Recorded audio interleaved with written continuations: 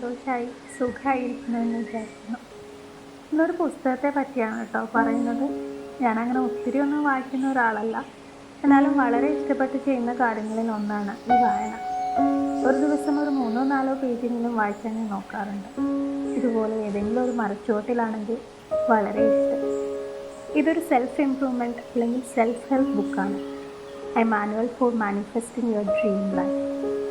ഇങ്ങനെയുള്ള പുസ്തകങ്ങൾ വായിക്കുമ്പോൾ കുഞ്ഞു കുഞ്ഞു നോട്ട്സ് ഉണ്ടാക്കാറുണ്ട് ഞാൻ. പിന്നീട് പെട്ടെന്ന് ചെന്ന് നോക്കി ബുക്കിലെ പ്രധാന കാര്യങ്ങൾ മനസ്സിലേക്ക് കൊണ്ടുവരാൻ ഇവ എനിക്ക് ഹെൽപ്ഫുൾ ആയിട്ടുണ്ട്.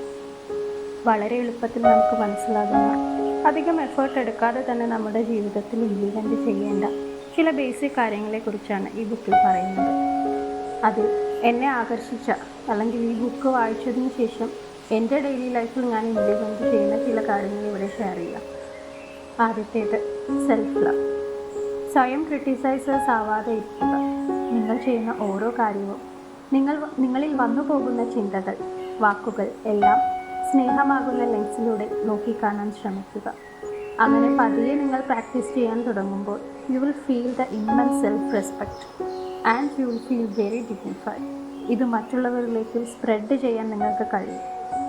രണ്ടാമത്തേത് ജഡ്ജ്മെൻ്റൽ ആവാതിരിക്കുക, നിങ്ങളോടും മറ്റുള്ളവരോടും.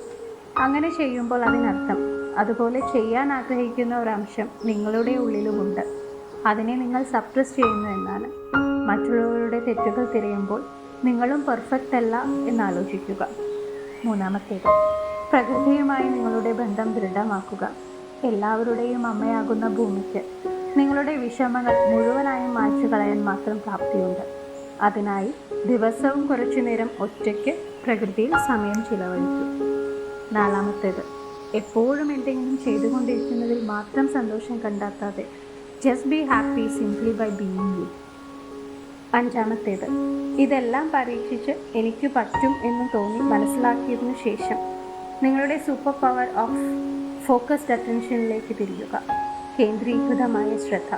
ഇത് നിങ്ങളെ എന്തിനും പ്രാപ്തനാക്കുന്നു. Thank you.